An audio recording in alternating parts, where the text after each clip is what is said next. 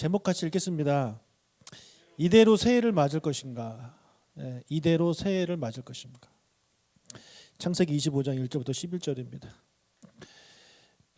새해를 맞이한다는 건 참 좋은 일이지만 여러분 이대로 우리가 새해를 맞이해도 좋겠습니까? 라는 그런 제 질문을 던져보는 거예요.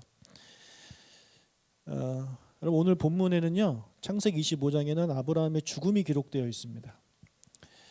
아브라함이 죽기 전에 그의 인생을 어떻게 마무리했는지를 우리가 살펴보면서 우리가 어떻게 2020년을 마무리하고 21년을 새롭게 시작해야 되는지를 우리가 이제 여기서 깨달았으면 참 좋겠습니다. 자, 아브라함의 아내 사라가 죽은 이후에 아브라함이 재혼을 합니다. 구두라라는 여인과 결혼을 해서 6명의 자식을 낳아요. 그리고 그 6명이 여러 민족의 족장이 돼요. 25장 1절부터 4절까지 읽겠습니다. 아브라함이 후처를 맞이하였으니 그의 이름은 구드라라. 그가 시므란과 욕산과 무단과 미디안과 이스박과 수아를 낳고 욕사는 스바와 드단을 낳았으며 드단의 자손은 아수르 족속과 르드시 족속과 무미 족속이며 미디아의 아들은 에바와 에벨과 한옥과 아비다와 엘다아이니 다 구드라의 자손이었더라. 자, 여러분 자식이 많아지면 어떤 문제가 필연적으로 따라옵니까? 아버지가 죽을 때 유산 문제, 상속 문제가 반드시 따라옵니다.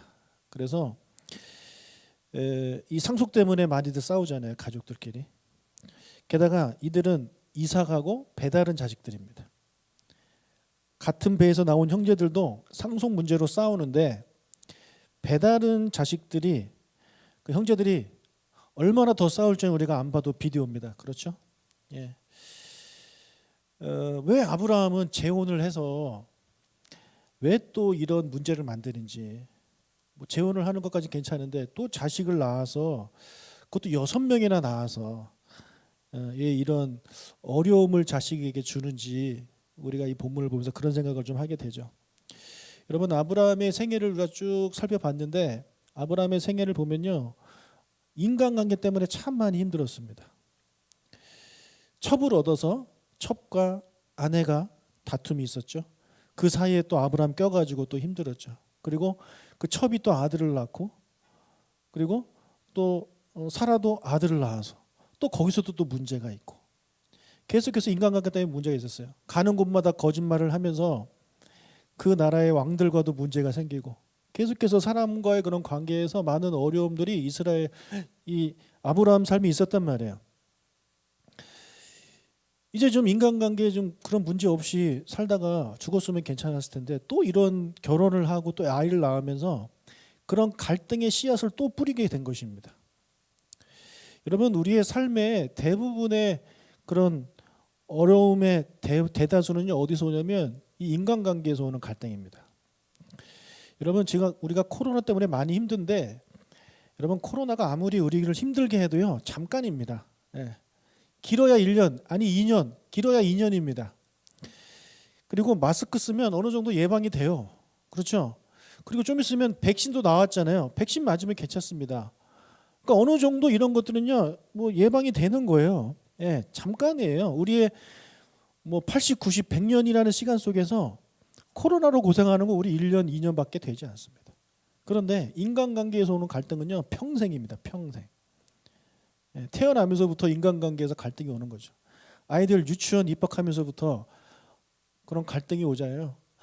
같은 애끼리 싸우기도 하고 그것 때문에 선생님하고도 좀 뭐 문제가 생기고 그 아이 때문에 또 엄마도 또 힘들어지고 걔가 뭐 학교 들어가면 또 친구들 문제 또 학교 졸업해서 직장에 가도 마찬가지예요. 직장에서도 또 인간관계 때문에 힘듭니다. 군대 가도 힘들고요. 그리고 사랑하는 사람과 교제를 해도 마찬가지예요. 사랑하는 사람하고도 인간관계 때문에 힘들어합니다. 예, 그리고 자식을 낳아도 결혼을 해도 그렇고 자식을 낳아도 그래요. 자식과의 갈등이 있어요. 그래서 이 사람과의 갈등 때문에 자살하는 사람들이 얼마나 많은지 몰라요. 코로나로 죽는 인구보다 아마 훨씬 많을 겁니다. 그리고 또 교회를 와도 마찬가지죠. 교회를 와도 이 교인들과의 그런 갈등이 있습니다. 그래서 우리는 죽을 때까지 인간관계에서 오는 갈등 때문에 힘들어하다가 우리 그렇게 하다가 죽는 거예요. 예. 여러분 아브라함의 이 재혼과 자식을 낳은 일 때문에 아브라함의 가족 안에 어떤 갈등이 일어날지 우리는 예측을 할 수 있습니다. 그런데 다행히도 정말 다행인 건 뭐냐면 아브라함이 죽기 전에 이 문제를 해결하고 간다라는 거예요. 자기가 뿌린 불행의 씨앗, 갈등의 씨앗을 자기가 정리하고 갑니다.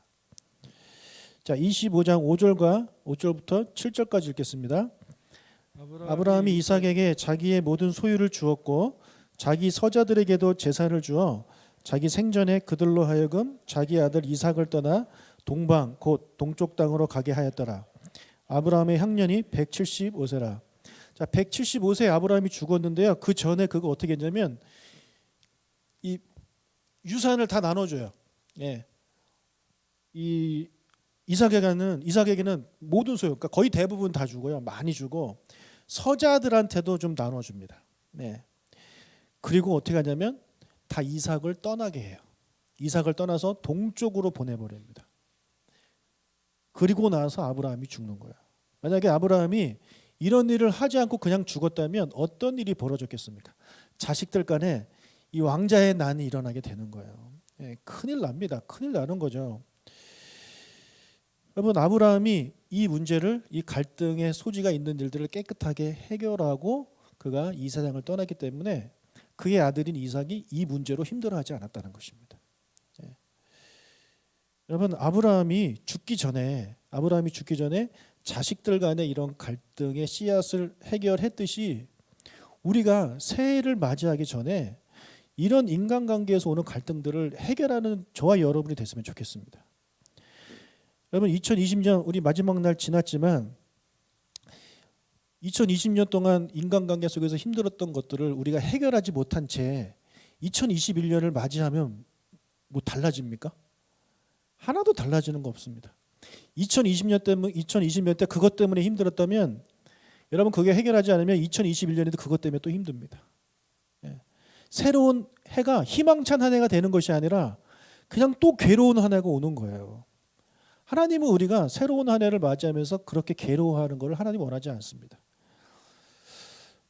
새로운 한 해, 희망찬 한 해를 하나님의 자녀가 맞이하기를 아버지는 원하신다는 거죠. 여러분 모든 장례식에는요 이 기적이 일어납니다. 정말 신기합니다. 이런 기적, 정말 놀라운 기적이 모든 장례식장에는 다 일어납니다.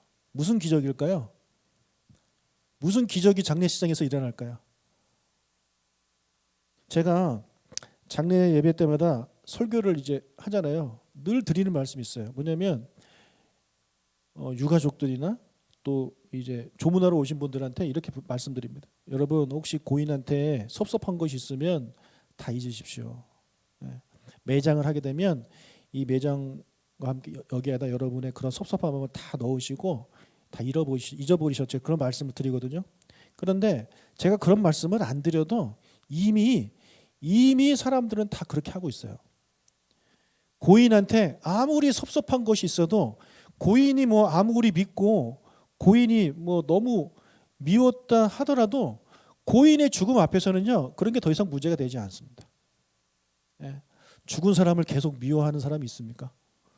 오히려 그런 마음을 가지고 살았던 게 미안해지는 겁니다. 에휴, 이렇게 가실 건데 내가 왜 그렇게 미워했을까? 이런 마음이 드는 게 당연한 거예요. 왜 진작에 내가 잘하지 못했을까? 왜 진작에 화해하지 못했을까? 이런 후회가 밀려오는 겁니다. 이게 장례식장에서 일어나는 기적이에요. 절대 다른 곳에서는 이게 일어나지 않아요. 이게 여러분 장례식장이 아니라 우리의 삶 가운데 이런 기적이 일어난다고 한번 생각해 보십시오.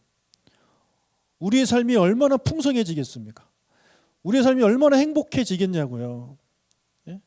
그런데 이런 기적은 안타까운 것은 장례식장에서는 일어나는데 우리의 생활에서는 그렇게 일어나지 않더라고요. 제가 대학 다닐 때 있었던 일인데 같은 제가 이제 조이선교회라는 곳에 속해 있었거든요.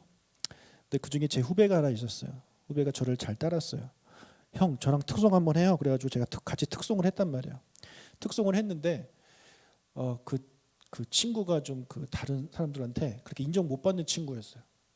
근데 그 친구가 저랑 같이 특송하고 나서 너무 좋았나 봐요. 형 한 번 더 해요. 그러는 거예요. 계속. 형 한 번 더 해요. 근데 야, 지난주 했는데 뭘 또 하냐. 지난달에 했는데 뭘 또 하냐. 그래서 제가 점점 미뤘어요. 네. 너무 저를 귀찮게 하는 거예요. 그래도 아예 또 별로 같이 하고 싶지가 않더라고요. 걔랑. 네. 그런데 그러고 나서 방학이 됐거든요. 방학 때 그 친구가 죽었습니다. 네. 그러니까 그 친구가 아팠던 친구예요. 제가 몰랐어요.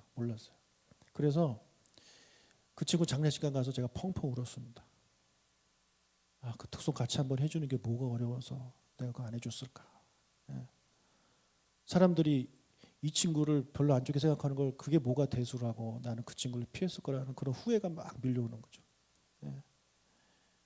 여러분들이 미워하고 싫어하고 뭐 불편하고 그런 사람이 만약에 먼저 죽어서 여러분이 장례식장에 그분 장례식장에 간다? 예. 여러분 분명히 그것에 대해서 마음 아파할 겁니다. 이럴 줄 알았으면 내가 먼저 사과하고 내가 먼저 손 내밀고 내가 좀 안아주고 그렇게 할 걸 펑펑 울 겁니다, 여러분. 예. 근데 어리석은 우리들은 꼭 그 장례식장 가야 그래요. 장례식장 가기 전에 그러면 참 좋겠는데. 저는요 간절히 바라는 것은요 우리 교회 안에 예배 드리는 가운데 여러분 예배 가운데 하나님의 은혜가 임하시잖아요. 하나님의 임재가 임하시잖아요. 믿으십니까? 하나님이 임재하시는 겁니다. 모든 예배에는 우리 예배 하나님이 임재하세요. 그러면 하나님이 임재하셔가지고 우리에게 무엇을 원하시겠습니까? 너 나한테 예배 똑바로 해 이것만 원하시겠습니까? 아닙니다. 그건 당연한 거고요. 하나님 사랑 이웃 사랑이에요. 우리가 형제끼리 서로 화목하며 한 형제 자매로서 그렇게 함께 예배하기를 아버지가 원하신다라는 거죠. 근데 우리 안에 남을 향한 미움이 있은 채 그런 갈등이 있는 그 상태로 아무리 예배해봐야 절대 은혜가 안 됩니다. 절대 은혜가 안 돼요. 여러분이 누려야 되는 그런 은혜들을 못 누리는 거예요. 다른 사람은 다 은혜 받아도요 나는 못 받아요. 왜요? 내 안에 미움이 있으니까. 내 안에 그 불편함이 있으니까. 얼마나 안타깝습니까? 얼마나 안타까워요. 우리가 그런 것들을 해결해 버리면 하루라도 빨리 해결해 버리면 정말 풍성한 은혜 가운데 기쁨 가운데 교회 오는 것이 천국이고 기쁨일 텐데 그게 아니다 보니까 너무너무 힘든 거죠. 너무너무 힘든 거예요. 교회 가는 게 힘들고. 교회만 그렇겠습니까? 직장도 마찬가지죠. 그런 사람이 직장에 있으면 직장 가는 게 싫은 거고 그런 사람이 집에 있으면 집에 들어가기 싫은 거고 삶이 피폐해지는 것입니다. 그렇게 부모가 싫어서 집에 들어가기 싫어하던 자녀가 부모님이 갑자기 사고나 질병으로 돌아가시면 펑펑 울면서 아버지 죄송해요. 그러지 않습니까? 그런 기적이 장례식장에서 일어난다니까요.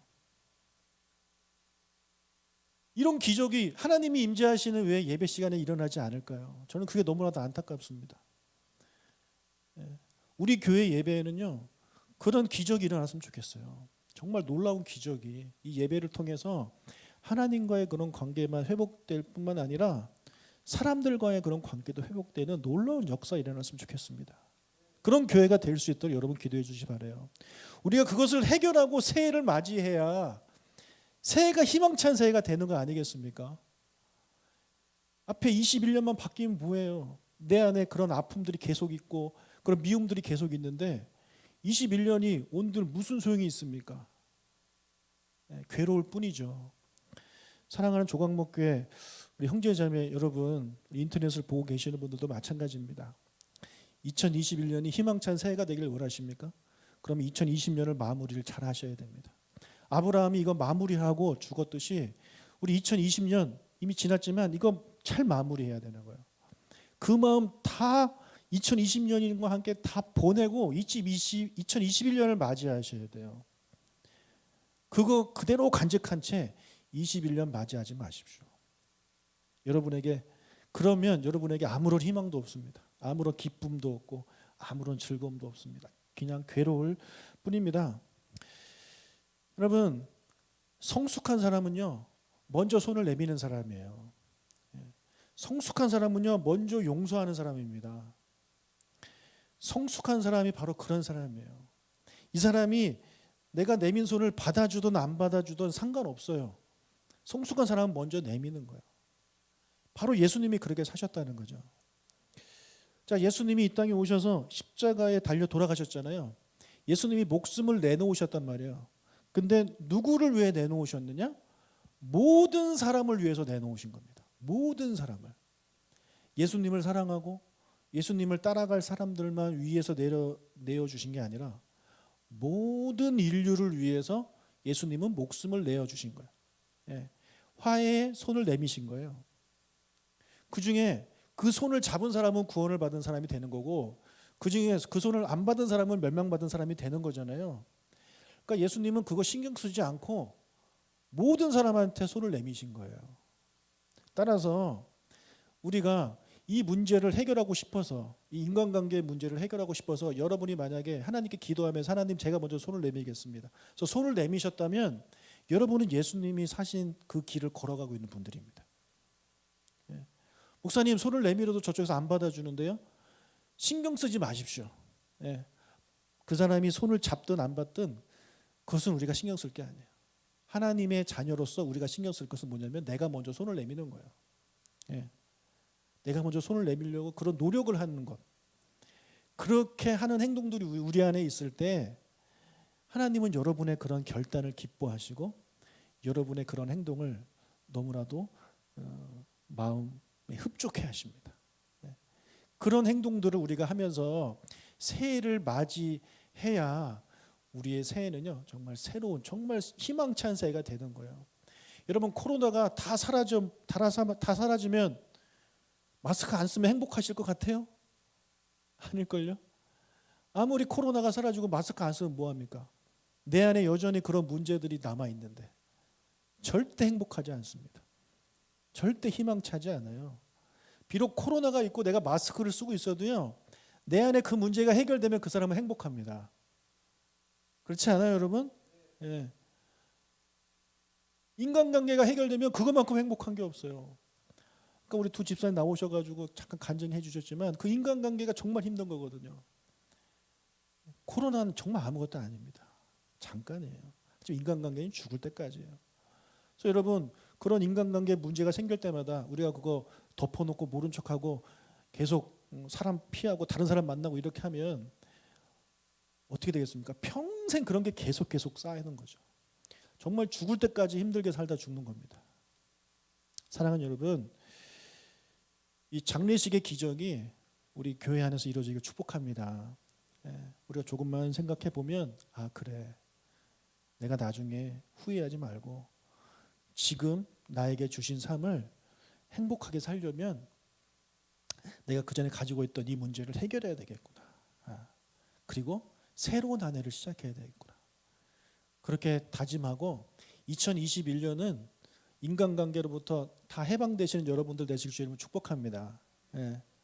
정말 교회 오는 게 행복하고 학교 가는 게 행복하고 직장 가는 게 행복한 가정에 집에 들어가는 게 행복한 여러분들의 한 해가 되시기를 주님의 이름으로 축복합니다. 여러분 그 마음속에 있는 것들 이 시간 다 버리세요. 오늘 기도하고 가시면서 집에 계신 분들 주무시기 전에 그 문제 내려놓고 기도하십시오. 하나님 앞에 하나님 제가 이 문제 가지고 더 이상 힘들어하지 않겠습니다. 예수님이 하셨듯이 저도 그렇게 하겠습니다. 그 사람이 받아주든 안 받아주든 저는 신경 쓰지 않겠습니다. 하나님의 말씀대로 저는 손을 내밀겠습니다. 그렇게 행동에 옮기겠습니다. 제 마음에 평안을 주십시오. 그리고 2021년에는 그런 평안 주신 평안으로 정말 희망차고 행복한 한 해를 살아갈 수 있는 한 해가 되게 해달라고 그렇게 꼭 기도하시고 주무시기를 바랍니다. 할렐루야, 할렐루야. 같이 찬양하겠습니다.